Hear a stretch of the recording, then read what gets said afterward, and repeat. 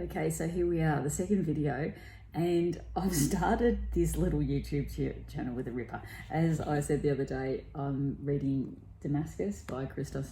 Tsiolkas.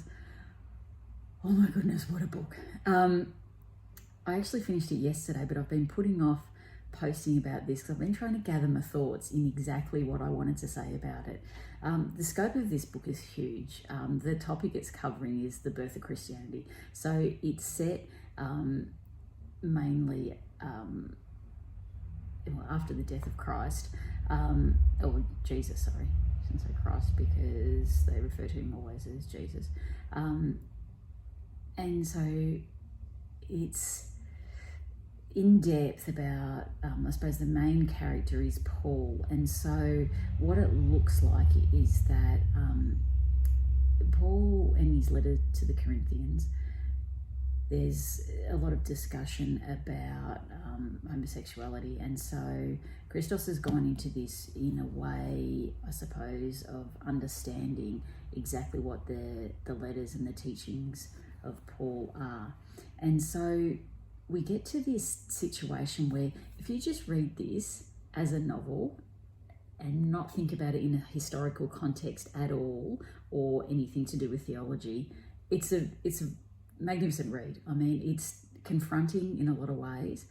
It starts with a young girl being stoned to death, so, you know, spoiler alert, but it's some tricky content and subject matter.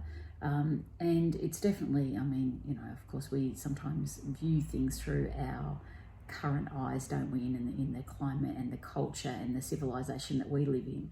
And this is obviously markedly different to that. And I think that the bit that's, and so you can just read it as that purely and just say, wow, what a read, what an amazing story, how well put together this is, because it covers 3 generations basically. And the thing that probably struck me most of all, because I am not very learned in theology or history for that matter, so a lot of this stuff is new to me. So there were several times I had to put the book down to actually go and maybe look some things up to try to get some understanding of the context of what was going on. And it's not until I got to the end and read the author's notes that I realised that, you know, this book has taken him 5 years to write. But it's a story that's probably been with him forever, because of course the Apostle Paul is the one who's written those letters, to the Corinthians, Paul's letters to the Corinthians, which is, you know, really damning about homosexuality. And so this book, I suppose, represents Christos's desire or need to maybe understand where Paul was coming from. And regardless of whether or not what your views are on religion or sexuality for that matter, the thing that's fascinating is when he gets into the character of Paul, what you realise is a lot of what his teachings and his writings were about were based on potentially his own self-loathing, his own struggles with his own personal failings, and where he'd come from in the years prior to when he met Jesus, or when he was exposed to Jesus. So you get this feeling that we base a lot of what we understand about the teachings of Jesus based on the interpretation of these men. And of course, it's always viewed through their own personal lens, as is everything. You know, we've always have that interpretation and that reporter bias. And so here we are basing an entire faith on the interpretation of these very flawed, by their own account, men. So it's a fabulous read. I think it's probably one that I'm going to go back and read again. And like I said, it's taken me a day to even feel like I wanted to talk about it, because I'm still processing the information. And, you know, it's brutal, and there's some beautiful love stories within that.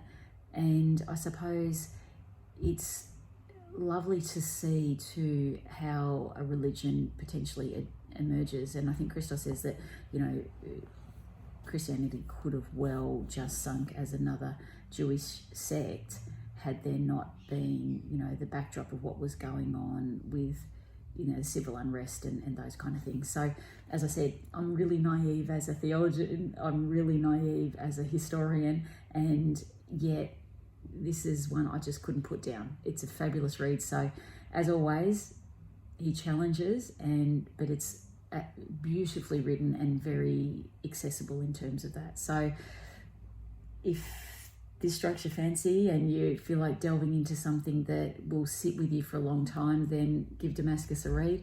And I will be starting my next book.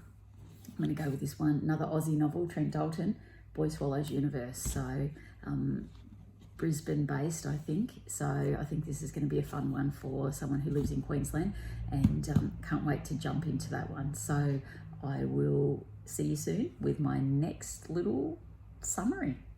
Have a great day.